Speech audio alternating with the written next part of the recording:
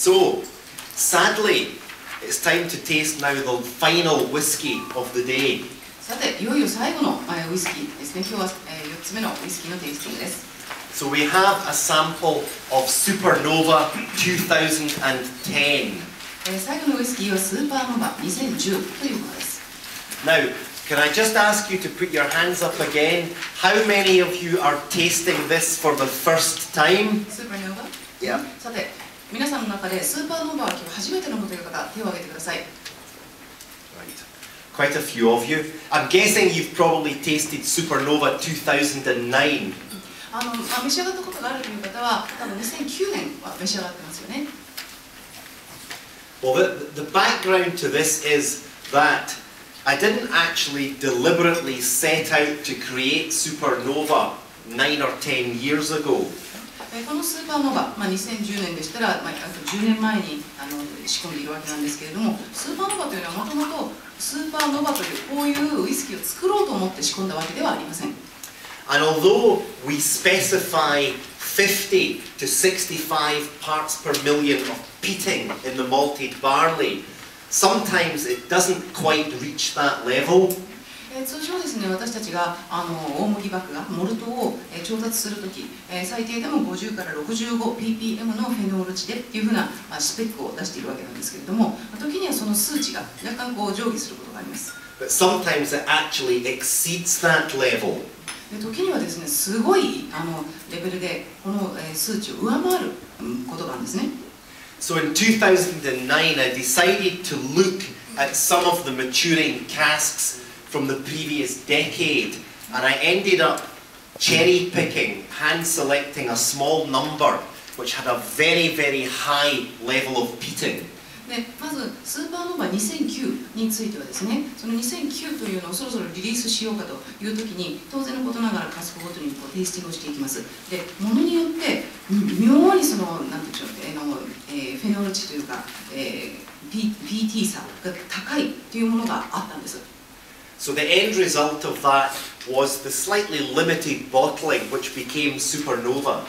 なので通常のいわゆるアードベッグ10年にするにはピートが強すぎるというふうなバッジがあったわけなんです。で、これがスーパーノヴァに実は生まれ変わったわけです。Initially, I thought SUPERNOVA would just be a one-off. 当然のことながら数量も限定的でありました。なのでその時点では、こういうのは今回だけだろうなと実は思っていました。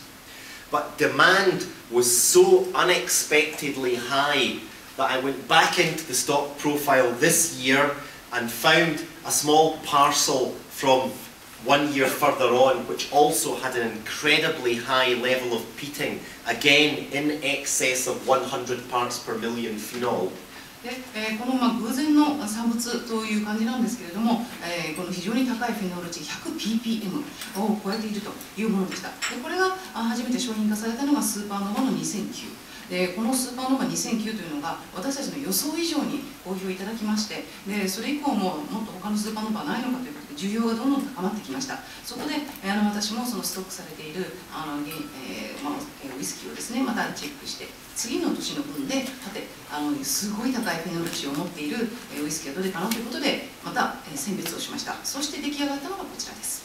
So the end result is this SUPERNOVA 2010. そんな経緯でスーパーノヴァ2010というのを今回皆さんにご紹介しています。That's the summary tasting notes, which I'll go back to shortly. こちらスライドの方にもですね、テイスティングノートが抜粋というか要約して書かれています。But you know, as far as Rachel and I were concerned, they were both very similar, but there were some differences in taste. でこれは私もレイチェル・バリーも同感だったんですけれども、2009と2010、もちろんフェノール値が高いということで非常に似てはいるんですけれども、やっぱり違いもあります。So I personally found that SUPERNOVA 2010, this one, has much more of that rather earthy, mossy type of flavour. で私自身が思うに、2009年と比べると2010年というのはより土臭い、それから苔蒸したような苔のような香りが強いなというふうに思いました。And there's more of that intense, nutty, oaky flavour. それからナッツの香りとか、それからオークの香りというのが2009年よりもさらに強いなと思いました。It's also bottled at an even higher strength. So this is 60.1% alcohol. 2009年と比べてアルコールの度数もさらに高いです。60.1% です。So it's got on the nose again like last year's Supernova. Of course it smells peaty, but it doesn't smell that peaty. で、香りをじゃあ嗅いでみましょうか。2009年のスーパーノヴァと同様、確かにこちらも香りは非常にピートが強いです。But let's take a sip at full strength. でもそれほど皆さんが思うほどは PT ではないかもしれない。じゃあ今度はこれを口に含んでみましょう。And now you find out just how peaty, just how tarry this whiskey actually is. 実際にこの口に入れてみると、どれだけそのピート香が強いか、またどれだけタールのような味わいかっていうのがお分かりいただけます。And it just feels like someone set a bomb off in my mouth. 誰かが言ってました。なんか口の中で爆弾が爆発したみたいだと。So again, you get lots of oily smoke, lots of salt, like salted cashew nuts.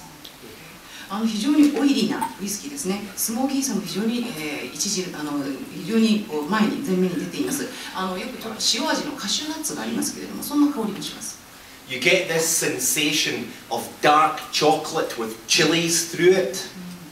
最近よく唐辛子入りのチョコレートっていうのがあると思うんですけれども、唐辛子入りのダークチョコレート、そんな香りもします。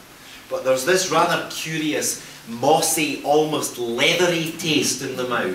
それから特に際立っているのがその苔の匂いっていうんですかね。それから比較皮、レザーの香り、これもよくわかります。And lots of chewy, toasty oak in the aftertaste. それから余韻はというと、まだまだ噛んで噛みしめられる、もう一回何度も噛めるような、それからトーストを思わせる香ばしさ、それからオークのウッドのですね、香りがまだまだ残っています。I've just added a splash of water to mine. で、今これに若干加水しました。And now I can get this classic Ardbeg antiseptic soap and lime juice flavour again. するとですね、アードベッグならではの